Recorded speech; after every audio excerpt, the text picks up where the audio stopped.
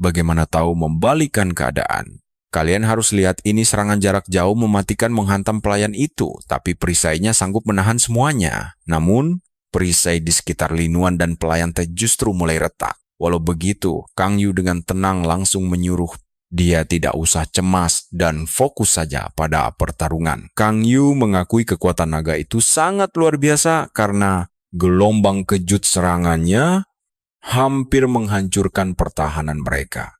Sesaat kemudian perisai milik sang pelayan pun mulai retak dan retak. Tao mengusulkan untuk segera mengakhiri laga karena pertahanannya takkan kuat. Lagi pula dia paling tidak suka menahan diri terhadap musuhnya. Sang pelayan teh dengan sangat percaya diri menolak usulan itu.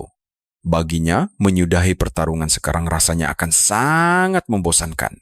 Dia pun memainkan seuntai nada untuk memperkuat serangannya, membuat Tao sadar bahwa setiap kali melodi itu mengalir, air di sekitarnya langsung terdorong balik. Meski naganya belum pulih total, dia yakin sang pelayan mampu bertahan cukup lama. Tao pun bersiap menangkis rentetan serangan dari wanita itu sebelum akhirnya dia melancarkan sebuah serangan balik yang sangat dahsyat. Dia merasa sudah menang, tapi disinilah momen gila yang harus kalian tonton. Serangannya mendadak terhenti. Serangan itu digagalkan oleh Fei rahasia sang pelayan, membuat Tao syok berat. Dia tidak pernah menyangka akan bertemu musuh sekuat ini di Gunung Rembulan. Bahkan Du pun terkejut melihat betapa luar biasanya kekuatan yang dimiliki para pelayan tersebut. Hingga dia ragu apakah Rui sanggup bertahan. Rui langsung menyela dan berkata bahwa situasi pertarungan ini tampaknya sudah jelas, jadi tidak perlu lagi memperpanjang masalah ini. Tidak ada gunanya membuang-buang waktu berharga mereka sekarang. Dalam hati, dia sangat bersyukur karena membiarkan Tao maju duluan. Sebab dia tahu dirinya tidak mungkin bisa menang melawan mereka, melawan pelayan itu. Namun Mung menyela bahwa duel ini belum usai karena Tao tidak akan pernah menyerah semudah. Itu begitu saja. Tao memberitahu lawannya bahwa jurus berikutnya adalah kartu as yang dia simpan untuk kompetisi peringkat Radiance 100 berikutnya. Namun sang pelayan terbukti layak dihadapi dengan kekuatan penuhnya. Tao pun segera mengangkat tangan untuk melepaskan aura dahsyat yang meluap-luap, menunjukkan bahwa pertarungan sesungguhnya belum berakhir sama sekali. Melihat hal itu, Mung langsung panik karena menyadari Tao benar-benar serius. Dia takut sang pelayan tidak akan sanggup selamat, tetapi Ling menenangkannya dan berkata bahwa para pelayan Aula Rembulan tidak selemah itu. Sementara itu, Tao mulai menarik aliran air dan mengubahnya menjadi proyektil raksasa, membuat Linuan tercengang. Dia sadar Tao telah mendorong kendali air hingga batas maksimalnya. Di saat bersamaan, sang pelayan akhirnya memutuskan untuk bertarung serius dan melepaskan seekor Fai tipe tumbuhan yang sangat kuat untuk menekan aura samudera milik Tao. Namun sang pemuda menolak menyerah. Sebab kalian tahu kan, sebagai anggota Radian 100 dia punya harga diri. Tao pun mengerahkan seluruh sisa tenaganya untuk menembakkan proyektil air raksasa itu langsung ke arah pertahanan lawan. Serangan dahsyat itu segera disusul oleh gelombang air raksasa yang mulai menyapu bersih pertahanan Fei sang pelayan. Mung kembali cemas pelayan itu tidak akan mampu menahan dampak kehancuran ini. Mung dan Linuan pun maju bersama menciptakan perisai kokoh untuk melindunginya. Sang pelayan berterima kasih atas bantuan mereka, akhirnya bisa menyaksikan sendiri tingkat puncak kekuatan generasi muda. Di sisi lain, Tao ambruk ke tanah dengan sisa energi yang hampir habis. Dia nyaris saja menderita cedera permanen hanya demi sebuah kotak misterius yang mungkin tidak berharga. Sang pelayan akhirnya mengaku kalah, menyadari usianya 10 tahun lebih tua dari Tao, tetapi tetap tidak sanggup menahan kekuatan penuhnya, membuktikan Tao layak berada di posisi 3 besar. Dia pun menanyakan apakah Tao butuh pemulihan karena kondisinya tampak buruk. Dia menyebut Tao takkan begini jika tidak dipojokkan, sampai terpaksa memakai jurus terakhirnya. Namun Tao membantah, karena tanpa serangan pamungkas itu, dia juga tidak akan bisa mengalahkan pelayan tersebut. Tiba-tiba, Mung menyadari aura Tao mulai mengamuk tak terkendali karena dia benar-benar kehabisan seluruh tenaga spiritualnya. Dia meminta bantuan Kang Yu, tetapi Lin Wan langsung maju dan berkata bahwa dia bisa mengatasi situasi darurat ini.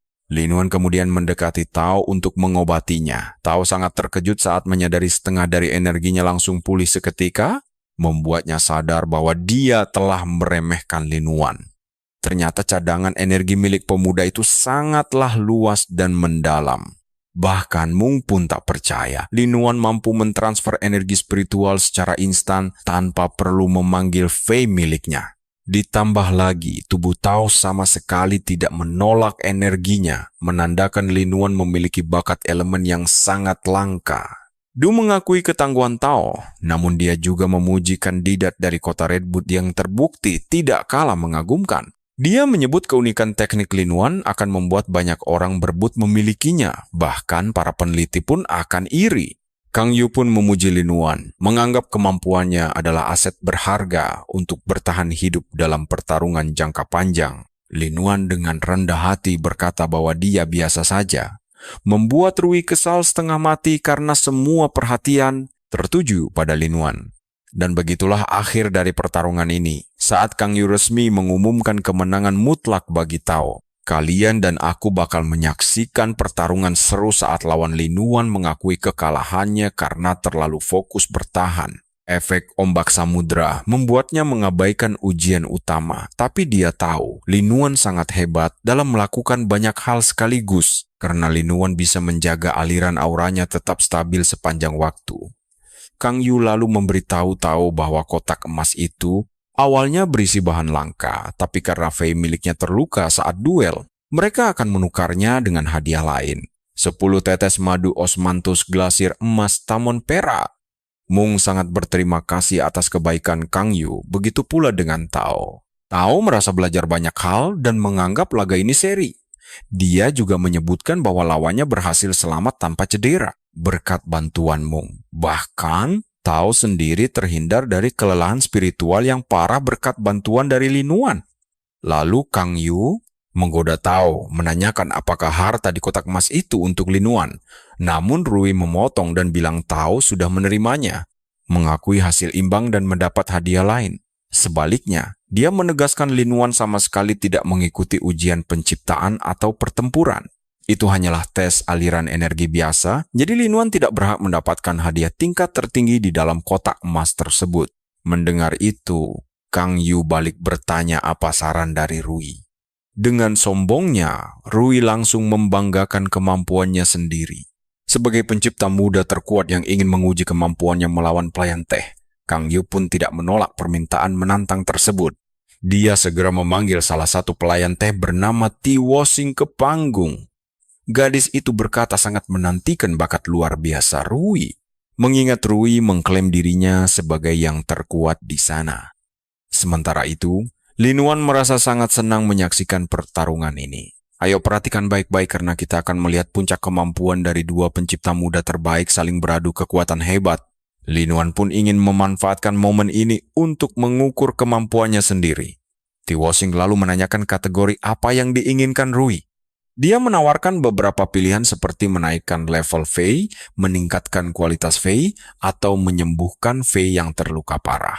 Rui langsung memilih opsi memulihkan esensi Fei yang rusak untuk membuktikan siapa di antara mereka yang jauh lebih unggul. Dia sangat senang karena semua berjalan sesuai dengan rencananya. Tiba-tiba Kang Yu menaikkan taruhannya agar pertandingan semakin memanas. Jika menang, Rui bisa membawa pulang kedua harta itu. Rui gembira. Tapi Ti Woxing juga sudah tidak sabar unjuk gigi, menunjukkan kemampuan pencipta yang sesungguhnya. Salah satu pelayan pun terkejut melihat Kang Yu begitu bersemangat dalam taruhan ini, bahkan sampai menunjuk Ti Woxing yang paling berbakat untuk melawan Rui. Saat ujian penyembuhan legendaris ini akan segera dimulai, dua anak serigala mengerikan berwarna merah darah dibawa masuk ke aula. Lin Wan terkejut melihat wujud dari makhluk luar biasa tersebut. Karena itu adalah jenis platinum kuat yang anaknya terlahir di tingkat perak. Ti Woxing menjelaskan tugas penyembuhannya kali ini. Mereka harus mengobati cedera kepala serius yang terkenal sangat sulit disembuhkan. Lin Wan tahu sebelum dia mencapai tingkat ini, sebagai profesional peringkat C, dia butuh minimal 2 hari untuk mengobatinya.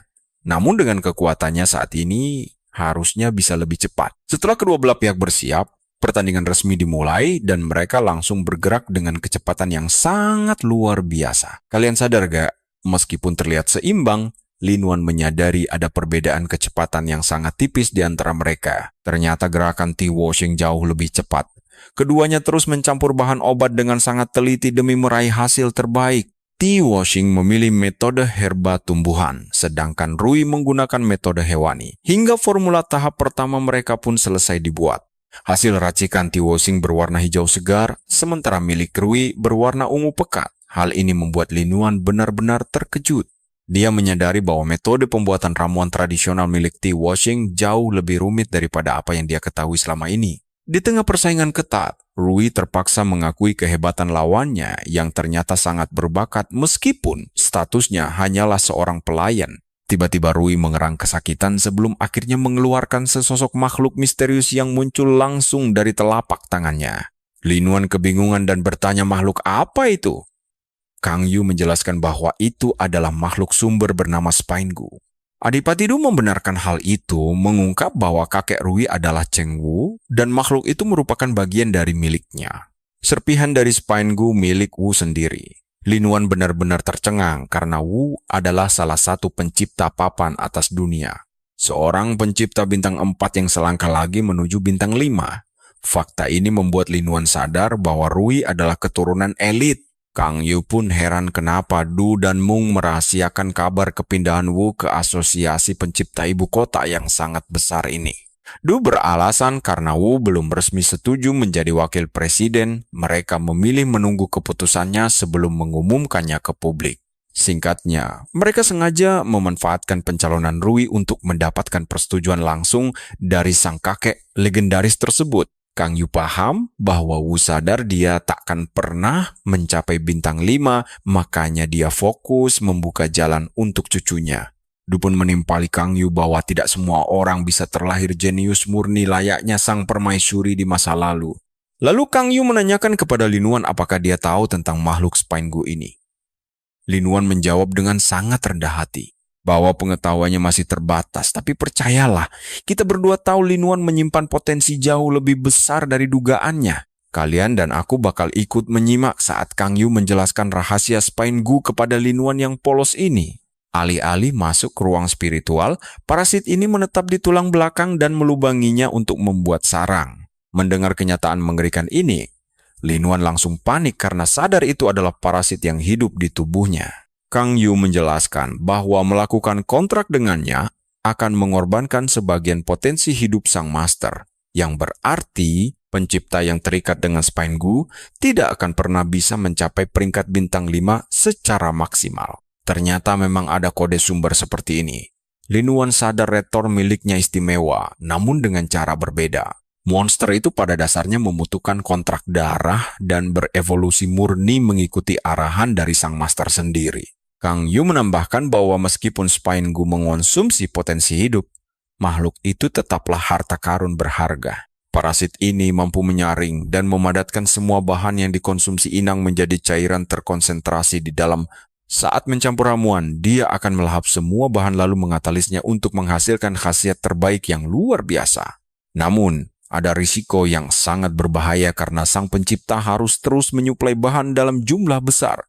Nah, perhatikan, ini jika monster itu kekurangan cairan roh, dia bakal mulai memakan sum-sum tulang belakang sang pencipta. Mendengar penjelasan mengerikan itu, Lin Wan menyimpulkan bahwa Fei yang diikat kontrak seperti ini bukanlah seorang rekan. Saat Fei milik Rui mengatalisis semua bahan, dia tersenyum lebar dan sangat yakin telah memenangkan taruhan ini. T-washing geleng-geleng kepala melihat betapa berisiknya Rui hanya karena sedang mencampurkan beberapa bahan ramuan dasar. Sebenarnya, dia sama sekali tidak berniat memanggil Fei miliknya. Namun, karena Rui sudah memanggil monster miliknya terlebih dahulu, T-washing merasa tidak perlu menahan diri lagi. Dia segera memanggil Fei miliknya dan suasana menjadi makin tegang. Sesaat kemudian, Rui dengan sangat percaya diri mengumumkan bahwa ramuannya selesai dan bersiap untuk mulai menyombongkan diri. T-washing langsung menyela dan berkata dia juga sudah selesai. Rui mendengus kesal namun tetap percaya diri. Dia masih memiliki kartu as. Mereka menyiramkan ramuan itu ke serigala hingga monster-monster itu melolong kesakitan. Lin Wan pun heran apakah para serigala itu benar-benar sedang diobati karena seluruh prosesnya terlihat sangat menyiksa. Setelah ramuannya meresap, Ti Washing menyatakan dirinya menang karena serigala miliknya berhasil disembuhkan dengan sempurna. Rui langsung menolak hal itu dan pamer bahwa serigalanya bahkan naik tingkat dari perak 3 ke perak 4. Kalian tahu kan betapa sombongnya dia? Rui merasa berhak mengambil kedua kotak itu, membuat semua pelayan terkejut saat mengetahui Fei milik Rui benar-benar naik level, sehingga kemenangan Ti Washing masih sangat diragukan sekarang. Kang Yu menengahi dan berkata bahwa meskipun hasilnya sudah jelas, bukan dia ataupun Rui yang akan menilai pertandingan. Rui langsung terkejut mendengarnya. Kang Yu menjelaskan kepada Lin Wan dan Tao bahwa keputusan juri sepenuhnya ada di tangan mereka. Lin Wan hampir pingsan karena dijadikan juri dadakan, namun dia terpaksa melakukannya. Tao melihat hasil kerja mereka lalu menyatakan bahwa Ti Washing adalah pemenang karena metode pembuatan ramuannya sangat luar biasa. Rui langsung berteriak marah mendengarnya, menuduh Tao sengaja memutarbalikkan hasil pertandingan. Dia yakin Tao hanya iri dengan kehebatannya dan ingin merusak segalanya. Ketika Lin Wan ditanya siapa pemenang, menurut pendapatnya, dia pun memberikan jawaban tegas bahwa pemenangnya adalah Ti Washing. Rui langsung mengamuk karena menganggap Lin Wan tidak paham kualitas ramuan. Kang Yu bertanya alasan Lin Wan memilihnya. Lin Wan pun menjawab bahwa tujuan awal dari ujian ini adalah mengobati Fei yang esensi energinya mengalami kerusakan sangat parah. Menurutnya, kenaikan level dan peningkatan kualitas hanyalah poin tambahan, tapi pemulihan esensi tetaplah yang utama. Dia menegaskan bahwa pada tingkat yang sama, kualitas yang lebih tinggi akan menentukan batas maksimal potensi pertumbuhan Fei.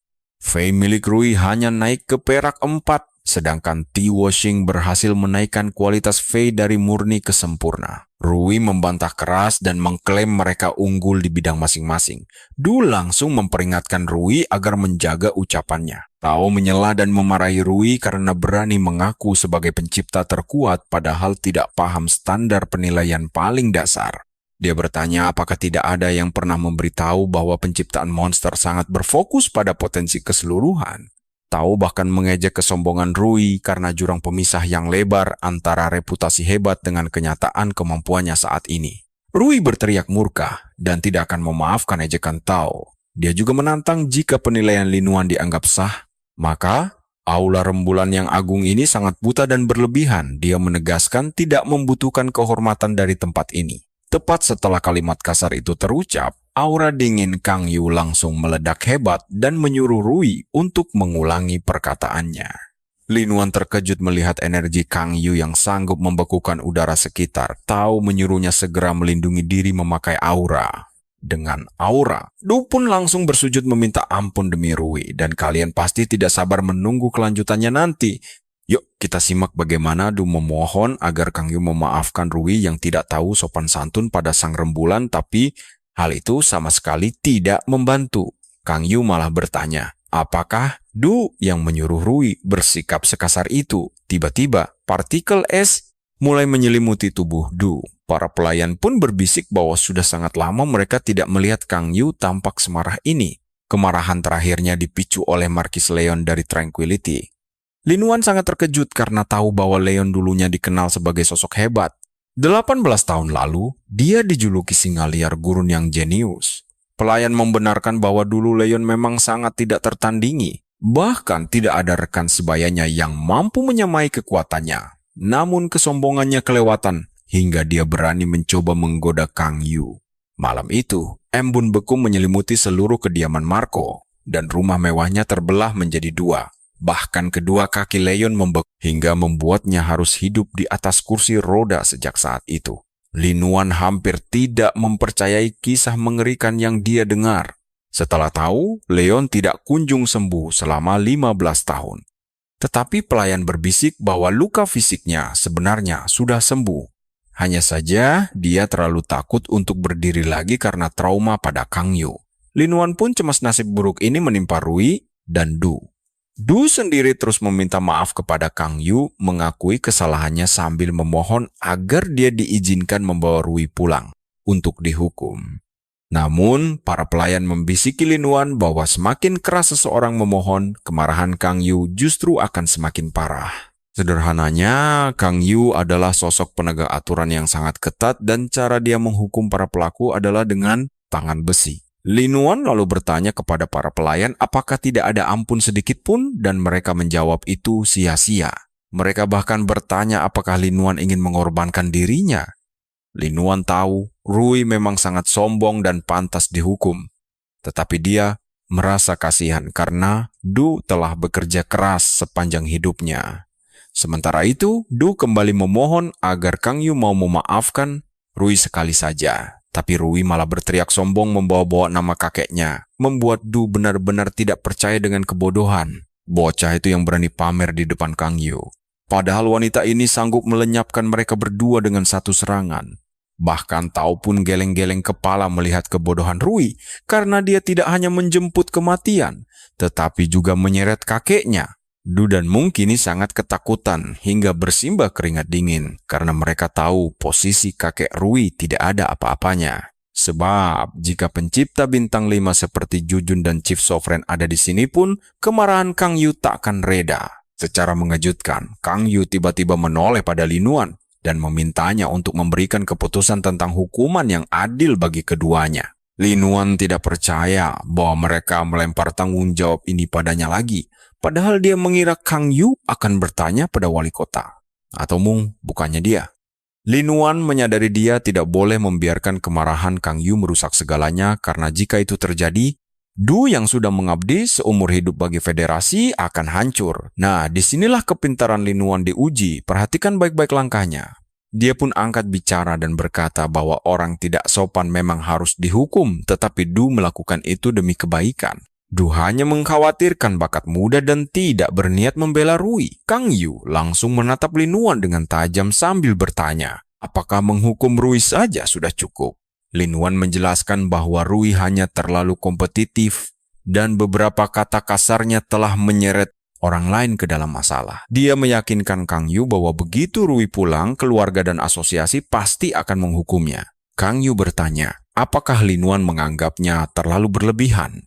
Lin Wan segera menjelaskan bahwa para pencipta adalah aset yang sangat berharga bagi Radiance Federation, sehingga jika mereka memang harus menerima hukuman, sebaiknya dilakukan dengan menggunakan metode alternatif lainnya. Misalnya, memaksa mereka menyembuhkan lebih banyak Fei secara sukarela. Kang Yu terdiam sejenak untuk memikirkan usulan menarik tersebut, sembari mengingat dokumen Lin Wan yang menerangkan bahwa anak ini adalah putra dari mendiang agen biro berprestasi yang bahkan belum menerima santunan. Meski berada dalam tekanan besar, dia tetap memprioritaskan kepentingan federasi di atas segalanya. Ini membuktikan bahwa dia berhati mulia. Kang Yu pun setuju dengan usul Lin Wan. Lalu dia berkata kepada Du bahwa dia ingin asosiasi pencipta dibuka selama 10 hari untuk merawat Fei secara gratis. Du langsung membungkuk dan berterima kasih atas belas kasihnya sambil menekan kepala Rui. Tapi, kalian tahu kan siapa penolong aslinya? Kang Yu menyuruh Du berterima kasih pada Lin Wan. Du pun segera melakukannya. Lin Wan dengan canggung meminta pria tua itu berhenti. Lalu Du berteriak menyuruh Rui agar segera maju dan berterima kasih pada penolongnya. Rui hampir mati menahan malu karena harus membungkuk di depan pemuda biasa ini. Dia mengira Kang Yu sengaja melimpahkan keputusan ini pada Lin Wan hanya karena merasa segan terhadap posisi sang kakek. Padanya, Kang Yu kemudian memberitahu Mung bahwa dia akan memberikan 2 kotak itu kepada mereka sebagai bentuk permohonan maaf dan menjanjikan tambahan 20 tetes madu glasir emas perak taman. Mung berterima kasih karena kunjungannya sangat berharga. Bahkan Tao ikut berterima kasih dan mengaku mendapat banyak pelajaran berharga hari ini dari sosok hebat seperti Kang Yu. Jika bukan karena dia akan terus merasa seperti katak di dalam tempurung. Pelayan lalu melapor hanya Lin Wan yang menang karena Tao memilih seri, sedangkan Rui kalah. Nah, begitulah kisah seru kita kali ini. Sampai jumpa di episode berikutnya. Yuk kita ikuti saat mereka berdua pamit pergi. Tao berterima kasih pada Linuan atas bantuannya, lalu berjanji jika nanti dia datang ke ibu kota, mereka harus bertemu di Akademi Aura, bahkan berjanji akan mentraktirnya minum sebelum Du akhirnya pergi. Du meminta maaf pada Kang Yu, berjanji akan menemui Permaisuri Bulan secara langsung nanti. Kang Yu lalu membalas bahwa menyadari kesalahan saja sudah cukup. Namun dia mendesak Du untuk mendidik Ruye saat pulang nanti. Jauh di lubuk hatinya, Ruye sangat kesal karena merasa Linuan telah merebut miliknya. Sementara itu, Linuan cemas karena kini hanya tersisa dirinya yang harus menghadap Permaisuri Bulan sendirian. Kang Yu kemudian memuji kebaikan hati dan ketulusan yang dimiliki Linuan, namun mengingatkan bahwa kehormatan Istana Bulan yang agung tidak boleh diinjak-injak oleh siapapun begitu saja. Linuan mengangguk dengan gugup. Dia sangat khawatir dan merasa harus menjaga bicaranya agar tidak sampai kehilangan nyawa. Kang Yu menyuruhnya ikut untuk menemui Permaisuri Bulan, sementara Ling terus memberikan dukungan semangat dari belakang. Kang Yu tahu, Linuan sangat tulus, tapi dia merasa peringatan keras tadi cukup agar anak itu tidak dimanfaatkan orang. Dalam perjalanan menuju Istana Permaisuri Bulan, Kang Yu menyebutkan bahwa Tao sebenarnya sudah terlalu tua menjadi murid. Dia juga jelas lebih condong ke arah petarung, sedangkan kekuatan Rui sendiri tidak akan bisa melewati tingkat 4 bintang. Semua pertarungan hari ini sebenarnya hanya dilakukan untuk menunjukkan level tertinggi dari para pencipta muda pada Linuan. Perhatikan baik-baik di sini. Linuan terkejut mendengar fakta itu, dan akhirnya paham kenapa ujiannya sendiri terasa jauh lebih mudah. Kang Yu menuntunnya ke sebuah jembatan, lalu berkata bahwa setelah menyeberanginya, dia akan langsung bertemu sang permaisuri. Linuan seketika membeku lalu menatap Ling, namun gadis itu menyuruhnya maju, karena yakin Linuan sudah tahu alasannya di sini. Linuan melangkah maju melintasi jembatan itu, meskipun sebenarnya dia sama sekali tidak mengerti maksud ucapan dari Ling.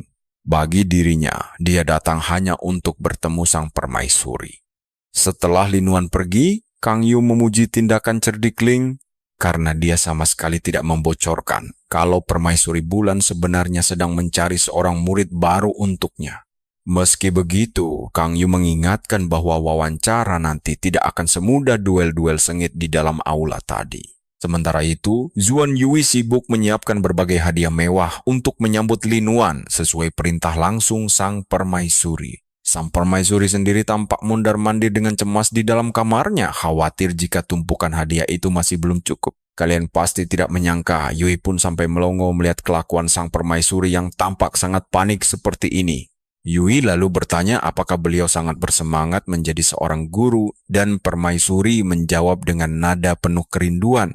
Momen ini mengingatkannya pada mendiang gurunya dulu, yang sering melatihnya dengan cara menaruhnya di tempat-tempat berbahaya.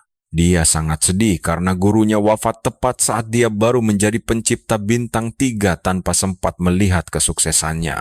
Karena penyesalan itulah dia bersumpah jika kelak memiliki murid, dia akan memberikan semua yang terbaik untuk sang murid. Yui mengingatkan permaisuri bahwa dia juga harus tegas karena jika terlalu lembut, sang murid tidak akan menghormatinya. Permaisuri terkejut mendengar saran itu, lalu bergumam untuk tidak pernah terlalu memanjakan muridnya seperti nasihat Kang Yu. Tepat di saat perbincangan itu berlangsung hangat, pelayan mengumumkan bahwa Linuan akhirnya telah tiba di depan pintu. Linuan melangkah masuk ke ruang singgasana dan mendapati sang permaisuri duduk dengan anggun memancarkan aura yang begitu berwibawa. Linuan langsung memberi salam sambil memperkenalkan dirinya, tapi permaisuri malah langsung menanyakan syarat apa yang dia inginkan. Linuan sangat bingung mendengar pertanyaan mendadak itu, sementara sang permaisuri sendiri sebenarnya sedang panik setengah mati. Sebab mana ada orang waras yang langsung menanyakan hal sensitif seperti itu, dia pun segera meralat pertanyaannya. Beliau bertanya, apakah ada masalah yang sedang mengganjal pikirannya? Linuan menjawab bahwa dia mengelola sebuah toko kecil. Adiknya juga masih bersekolah di kota Redwood. Tanpa membuang waktu, sang permaisuri langsung menawarkan bantuan untuk mengurusnya. Saat itulah Linuan akhirnya sadar sepenuhnya bahwa permaisuri berniat mengangkatnya sebagai murid, membuatnya merasa sangat terkejut. Dia merasa sangat beruntung sekaligus kewalahan.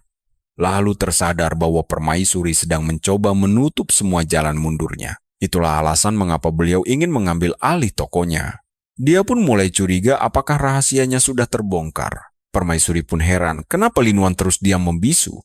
Padahal tawarannya tadi seharusnya sangat mudah untuk dia pahami. Lin Wan sadar perkataan itu benar, karena jika dia menjadi murid beliau, waktunya akan tersita sepenuhnya dari adiknya. Tetapi manfaat yang didapat sangatlah besar. Lin Wan akhirnya angkat bicara dan mengatakan tidak memiliki tuntutan apapun. Dia hanya berharap bisa melangkah maju secara perlahan, mengandalkan kekuatan serta usahanya sendiri tanpa bantuan instan.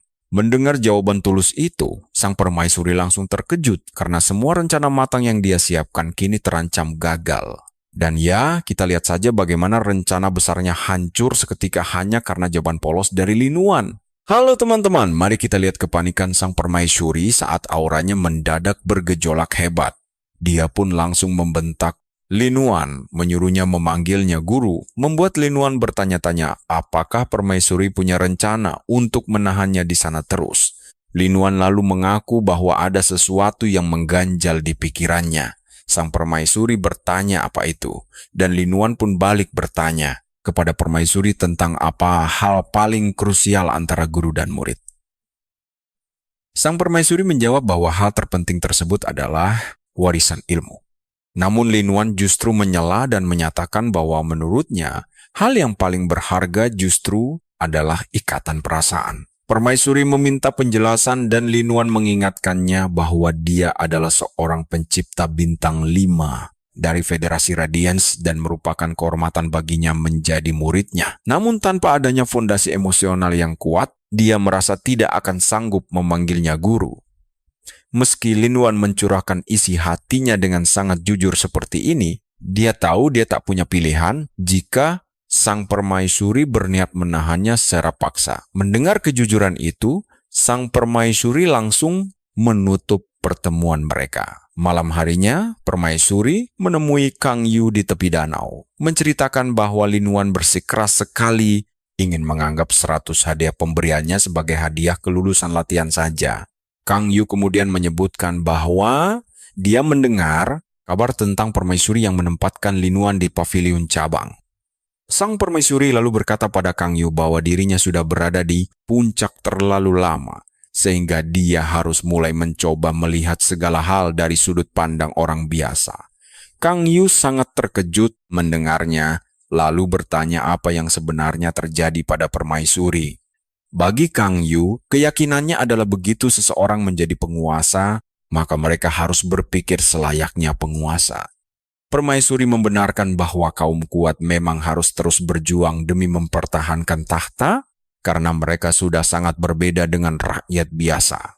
Namun, sang permaisuri menjelaskan kepada Kang Yu sebuah fakta menarik, bahwa calon murid impiannya justru tetap rendah hati, dan berpikir layaknya orang biasa.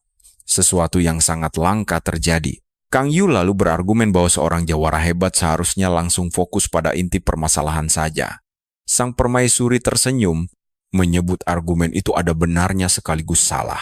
Kang Yu seketika sadar bahwa permaisuri tidak menolak Lin Wan sebagai muridnya, bahkan berencana mendidiknya secara langsung. Tepat saat itu, sang permaisuri tiba-tiba memerintahkan Kang Yu secara tidak terduga untuk mencarikannya buku resep bahan spiritual. Rupanya, demi membangun ikatan batin dengan muridnya, dia harus memulai dari hal-hal kecil.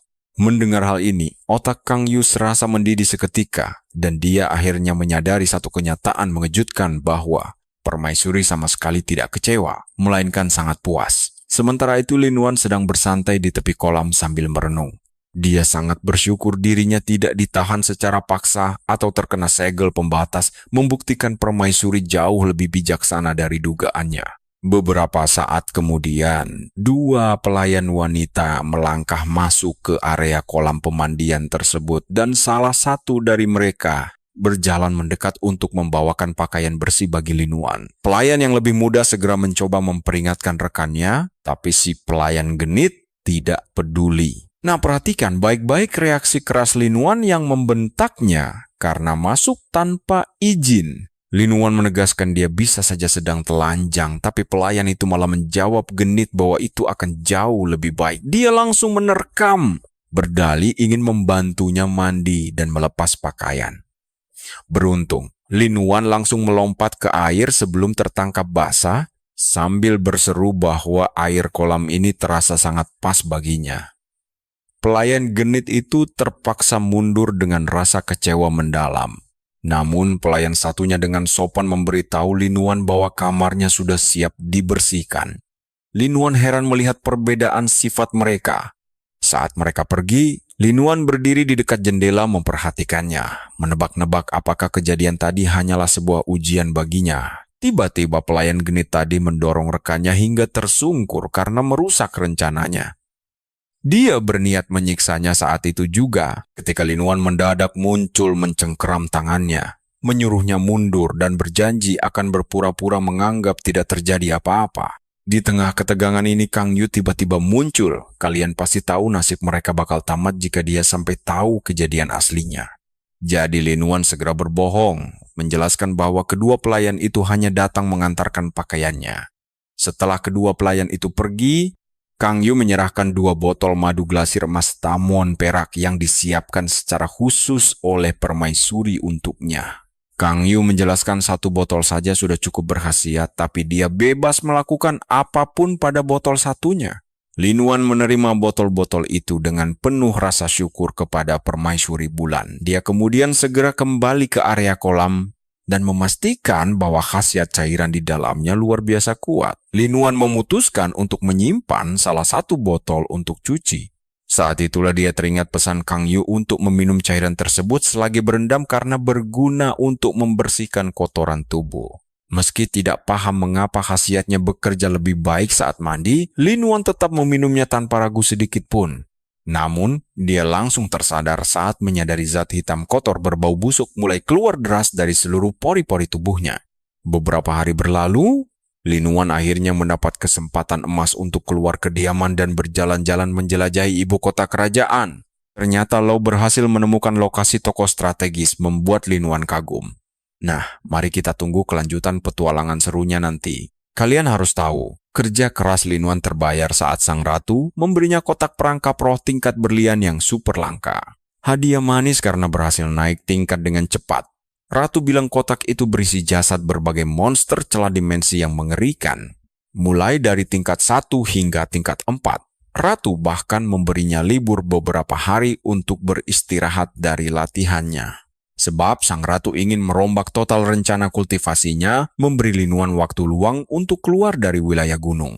Lin Wan terkejut melihat permaisuri bulan sangat peduli pada perkembangannya, tanda nyata kalau wanita itu berniat mengangkatnya sebagai murid. Sementara itu, Sound dan Genius menceritakan hari-hari menyenangkan mereka bersama Retorn di dalam ruang dimensi milik Mobius. Lin Wan pun menenangkan mereka agar tidak mencemaskan Retorn, karena monster itu sekarang punya stok makanan melimpah. Sound lalu bertanya apakah dia bisa bebas berkeliaran setelah tiba di ibu kota karena dia harus segera melakukan siaran langsung. Sebab jika dia terus menghilang tanpa melakukan siaran langsung, para penggemar setianya pasti akan langsung mengamuk. Lin Wan hanya tersenyum lalu mengingatkan bahwa ada urusan yang jauh lebih penting untuk diselesaikan setibanya mereka di ibu kota. Ternyata dia baru saja dihubungi oleh wanita berambut merah yang memohon bantuan untuk menyembuhkan monster peri milik putrinya menggunakan tanah kebangkitan. Lin Wan meminta wanita itu membawa perinya ke asosiasi pencipta, berjanji akan mengobati makhluk malang tersebut secara langsung di sana. Karena rencana itu mereka kini meluncur tanpa ragu ke asosiasi pencipta. Namun, si Genius penasaran mengapa mereka tidak bertemu di gunung saja. Lin Wan tertawa dan mengingatkan Genius kalau dialah yang sebelumnya terus mengeluh tentang tekanan udara yang terlalu berat di atas gunung. Selain itu, Lin Wan juga ingin memanfaatkan momen ini untuk melihat langsung bagaimana cara kerja asosiasi pencipta di ibu kota. Sekarang perhatikan baik-baik. Di saat bersamaan, ibu dan anak itu sudah menunggu di asosiasi pencipta dengan perasaan sangat cemas. Mereka ragu untuk melangkah masuk. Hingga seorang staf sombong mendatangi mereka dengan nada ketus dan berbicara tanpa etika. Staf itu berkata ada klinik gratis selama beberapa hari, jadi mereka boleh masuk. Keduanya pun berterima kasih lalu segera melangkah ke dalam. Sementara itu di dalam pemuda bernama Rui malah asik mabuk-mabukan seolah hari ini adalah hari terakhirnya bernapas di dunia. Melihat itu, seorang staf menegurnya karena Rui belum mengobati satu pasien pun selama program pengobatan gratis ini berlangsung. Staf itu memperingatkan bahayanya jika sampai ketua asosiasi tahu, bukannya sadar, Rui malah melempar gelas dan minumannya ke wajah staf malang itu. Dengan nada menantang, dia berteriak tidak peduli pada aturan apapun.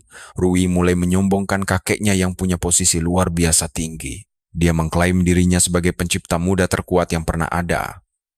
Rui masih sangat dendam atas perlakuan dingin yang diterimanya kemarin. Dia merasa dipermalukan di Gunung Bulan. Rui mulai murka mengingat bagaimana orang-orang dulu selalu tunduk hormat di hadapannya.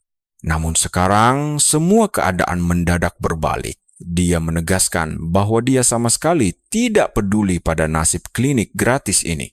Bagi Rui, asosiasi ini telah kehilangan wibawanya, tetapi dia yakin bahwa kehormatan besar keluarganya tidak akan pernah pudar begitu saja. Setelah amarahnya mereda, dia tersenyum sinis dan mengakui perkataan staf itu ada benarnya.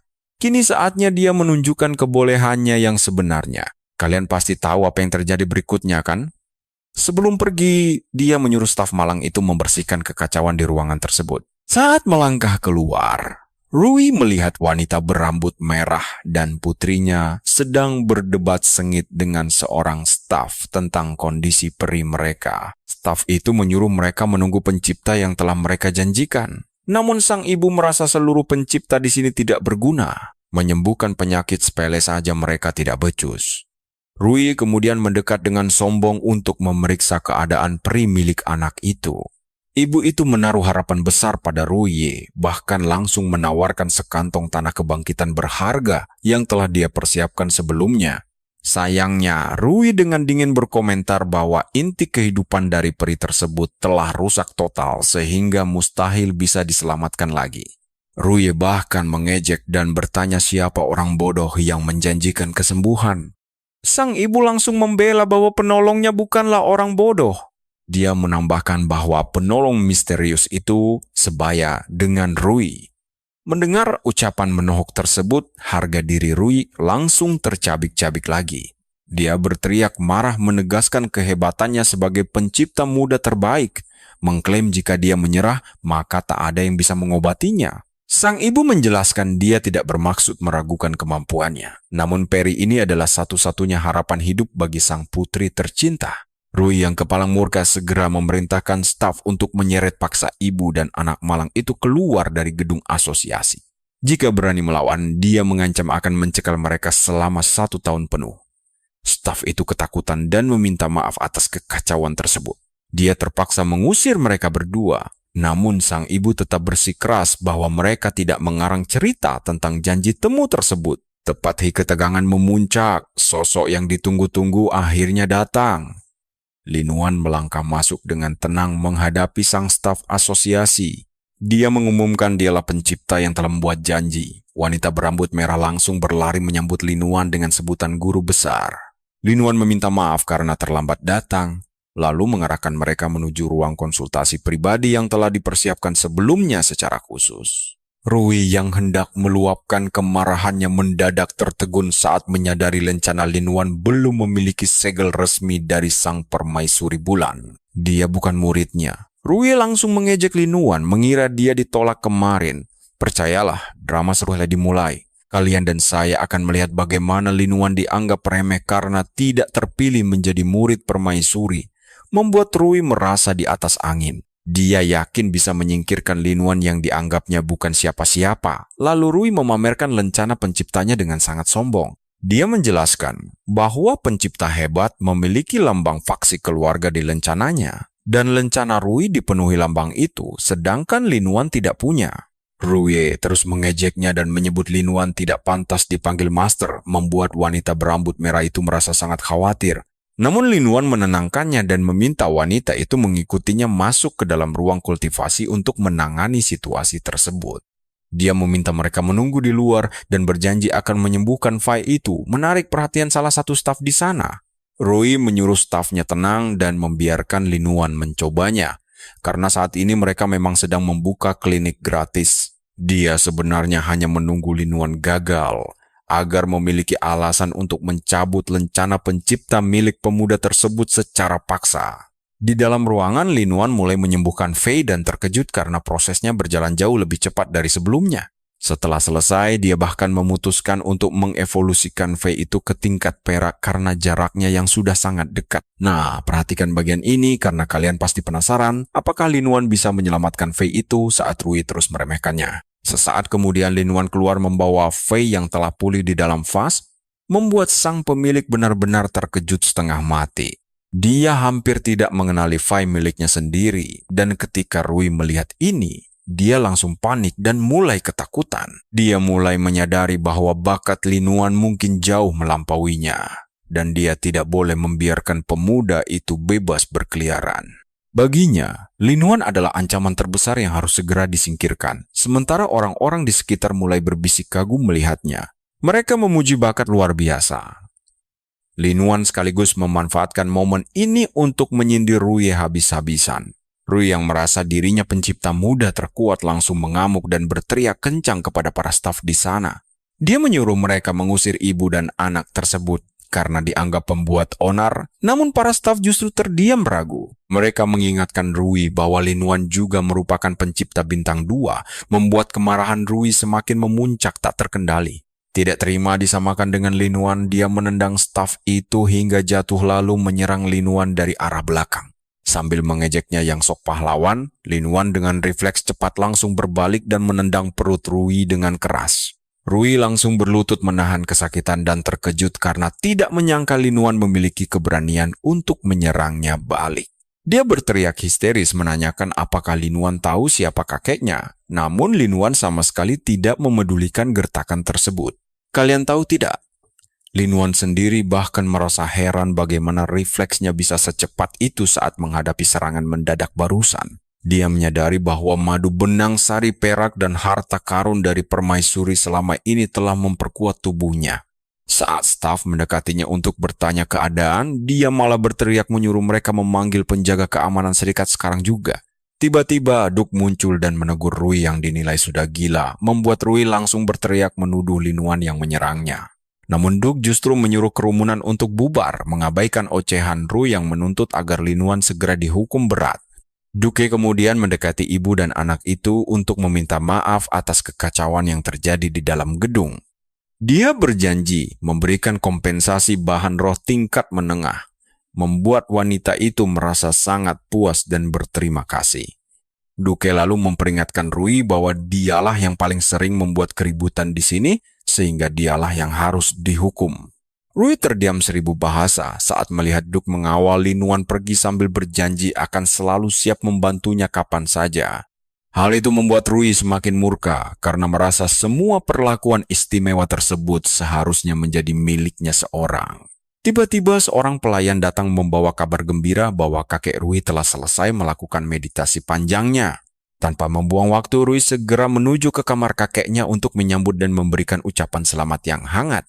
Namun sang kakek justru bertanya heran bagaimana cucunya itu tahu bahwa kultivasinya telah berhasil dengan sangat sukses. Rui menjawab karena melihat rambut kakeknya yang kini kembali menghitam, pertanda kekuatan fisiknya telah kembali muda.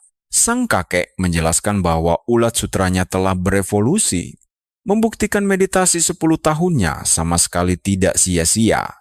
Rui tersenyum lebar dan merasa sangat senang karena kini tidak akan ada lagi orang yang berani meremehkannya.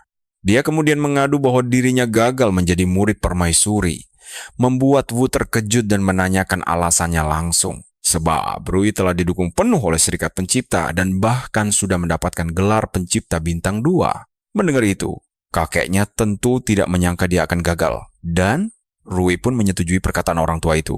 Dia mengeluh bahwa Tao juga kalah dan saat gilirannya tiba, seorang pemuda desa malah dijadikan juri ujian. Mendengar itu, Wu langsung menyadari bahwa orang yang dimaksud adalah Lin Wan yang sebelumnya direkomendasikan oleh Ling. Sekarang kalian pasti penasaran apakah permaisuri akhirnya benar-benar memilih pemilik toko kecil itu sebagai muridnya. Yuk kita langsung masuk cerita. Rui membongkar kalau lencana Lin Huan tidak punya lambang permaisuri. Wu bertanya apa Du? Mencoba membelanya. Tapi Rui bilang, Du malah mendukung Lin Huan saat menendangnya jatuh dari tangga beberapa menit lalu. Wu langsung memarahi Rui karena tidak bisa mengatasi Lin Huan yang sama-sama tingkat bintang 2. Rui berdalih dia bisa saja menang, tapi Du malah melindungi anak itu. Wu sangat murka mendengarnya dan langsung memukul tanah dengan kesal karena tidak percaya.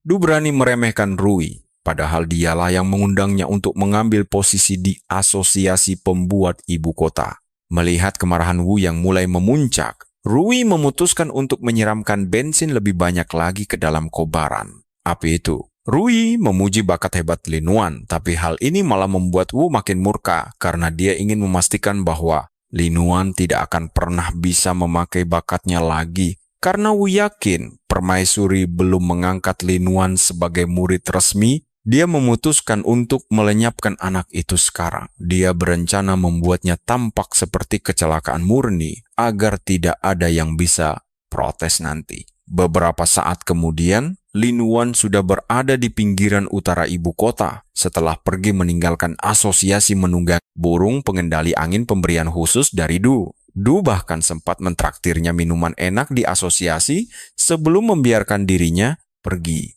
Lin Huan mengakui pemandangan dari atas sangat indah dan rasa penasaran jenius membuatnya mulai ikut merebut kemudi karena ingin tahu rasanya. Nah, perhatikan ini. Tiba-tiba, sebuah serangan misterius datang, entah dari mana menghantam mereka tanpa ampun, merusak momen santai mereka dan menjadi tanda bahaya besar. Burung tunggangan itu terkena hantaman keras yang sangat fatal hingga mulai jatuh dengan kecepatan yang mengerikan. Dan Lin Huan sadar kalau berteriak pun tidak akan menolongnya saat ini. Sementara itu, sang penyerang yang ternyata adalah Wu dan Rui berdiri di kejauhan menyaksikan burung itu jatuh sangat cepat. Rui merasa kecewa karena kakeknya gagal menghabisi mereka dalam satu serangan. Tapi Wu berdalih bahwa burung itu menyulitkan arah bidikannya. Lin Huan akhirnya jatuh menghantam tanah dan dia menyadari kalau burung itu menggunakan sayapnya sendiri demi melindungi mereka sehingga harus menerima dampak serangan secara langsung. Lin Huan mencoba menyembuhkannya tapi jenius berkata bahwa burung itu sudah mati. Di tengah kesedihan itu, Wu dan cucunya yang sombong tiba-tiba muncul di lokasi. Rui langsung mengejek Lin Huan dengan nada meremehkan, menyebutnya sangat payah karena tidak bisa mengendalikan seekor merpati pengendali angin. Rui berkata bahwa burung itu sangat mahal dan dia tidak akan sanggup untuk menggantinya. Saat itu juga, Wu memasang sebuah penghalang sihir kuat dan Lin Huan bertanya apa rencana mereka sebenarnya. Rui menjawab kalau mereka hanya ingin menyaksikan kemampuan penciptaan hebat miliknya. Wu pun ikut mengejek, ingin menguji sang jenius bentukan federasi. Di sini kita bisa melihat Lin Huan sudah mengubah jenius menjadi kacamata, sehingga dia bisa melihat dengan sangat jelas bahwa Wu punya niat jahat. Rui kemudian memanggil salah satu monster peliharaannya berbentuk dinosaurus T-Rex dengan racun pelumpuh saraf. Rui tidak tahu kalau Lin Huan bisa membaca semua data monsternya dan Lin Huan memperingatkan Sound agar tidak terkena cakar atau sisik tajam monster kadal itu. Kadal raksasa itu langsung menyerang, menerjang maju ke arah mereka sambil melemparkan sisik beracun. Lin Huan menyuruh Sound menggunakan turbulensi udara untuk menangkis semua serangan itu. Sound berhasil menghalau semuanya. Dan selagi Rui masih memikirkan langkah berikutnya, Lin Huan langsung menyuruh Sound untuk menyerang kubah penghalang. Sound menghantam penghalang itu sekuat tenaga, tapi tidak meninggalkan bekas sedikit pun. Wu langsung mengejek Lin Huan. Apakah dia mencoba kabur dari duel dengan Rui, lalu mempertegas kalau dia sudah mengunci ruang agar tidak ada yang bisa ikut campur. Rui juga ikut mengejek, tapi Lin Huan membalas bahwa dia telah menerima pelatihan dari permaisuri sehingga tidak lemah begitu saja. Bahkan dia yakin sang permaisuri akan kecewa berat jika dirinya tidak bisa mempertahankan diri. Kadal itu mulai menyerang lagi dan Lin Huan menyuruh Sound membidik matanya. Tapi serangan ini sama sekali tidak mempan karena Perbedaan level yang terlampau jauh, mengingat kadal itu adalah monster tingkat perak. Lin Wan segera menghindar dari terkaman kadal itu, lalu berlari lurus mengincar Rui. Rui malah tertawa meremehkan, berteriak kalau pertahanan belakang. Lin Wan sangat terbuka, lebar, tapi masih nekat menerobos maju ke arahnya. Namun, Lin Wan ternyata punya rencana lain dan dia menyuruh Sound menggunakan turbulensi udara. Dengan cara ini, Lin Wan berhasil membalikkan arah racun si kadal tepat ke arah Rui. Rui jatuh ke tanah karena ketakutan. Tapi sebelum terkena racunnya sendiri, sang kakek langsung datang menyelamatkannya. Wu kembali mengejek Lin Wan, menyuruhnya menunjukkan kekuatan bertarung yang asli ketimbang memakai trik murahan. Lin Wan sadar kalau Wu sebenarnya masih takut pada permaisuri. Makanya dia tidak berani langsung membunuhnya saat ini. Karena situasi ini, Lin Wan memutuskan bahwa dia hanya perlu memaksa Wu untuk membuka kubah penghalangnya sendiri. Tapi dia tahu menyerang monster kadal itu percuma. Dia memutuskan untuk mengejar Rui kembali demi memancing reaksi kakeknya. Melihat Lin Wan berlari ke arahnya lagi, Rui mengejek kalau trik yang sama tidak akan mempan 2 kali. Kadal Rui terus mengejar Lin Wan, tapi Lin Wan masih punya kartu as rahasia dan langsung melepaskan Red Thorn untuk mencengkeram kadal itu. Kalian pasti sangat penasaran dengan apa yang terjadi selanjutnya, kan? Mari kita mulai. Lewat tanaman rambatnya, Lin Wan membuktikan kekuatannya pada Wu dan menegaskan kalau dialah pemenang sejati pertarungan ini. Kekuatannya tak perlu diuji lagi. Wu memuji cara Lin Wan melatih makhluk asalnya. Tapi dia memperingatkan bahwa laga ini belum usai. Laga ini belum berakhir. Tiba-tiba Red Thorn mulai lepas kendali membuat Lin Wan kebingungan mencari tahu apa yang sedang terjadi.